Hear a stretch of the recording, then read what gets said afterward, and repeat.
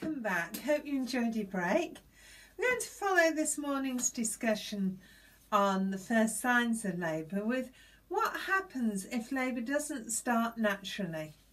So the NHS inform us that nearly a third of all babies in the UK are born following some form of induction, so it's a good thing to think about ahead of time. Now, why would you be suggested for induction? It can be a variety of reasons.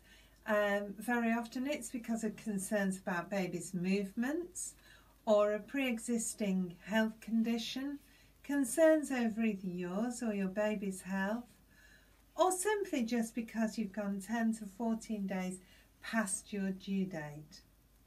Whatever the reason, you would have time to discuss this with your midwife or doctor and make an informed decision about your care. Now, it's worth remembering our decision-making tool that we looked at last week, BRAIN. So ask your midwife about the benefits, the risks, the alternatives, the implications, and what if you did nothing at all. Before any form of induction, it's very likely you'd be offered something called a membrane sweep. Now, this can take place from about 40 weeks, and you've probably heard of it.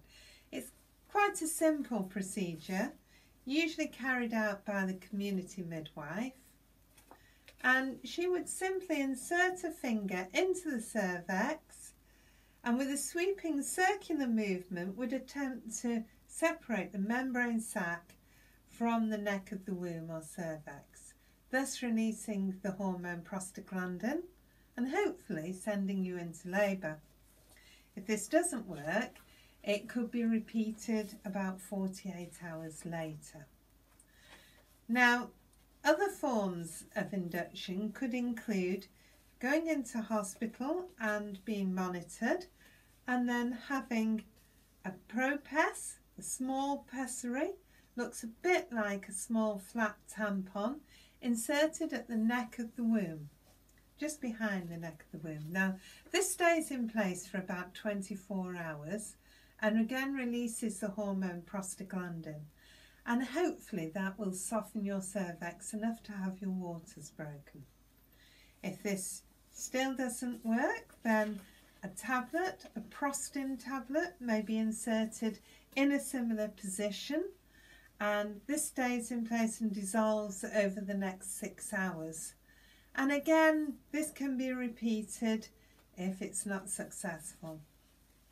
So the whole objective of both the pessaries and the tablets is to soften the cervix and enable it to open to around 2 centimetres.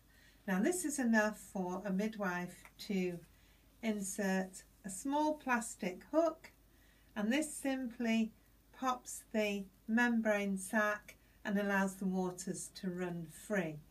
Now, when this happens, the baby's head moves down and rests on the cervix and should start your contractions.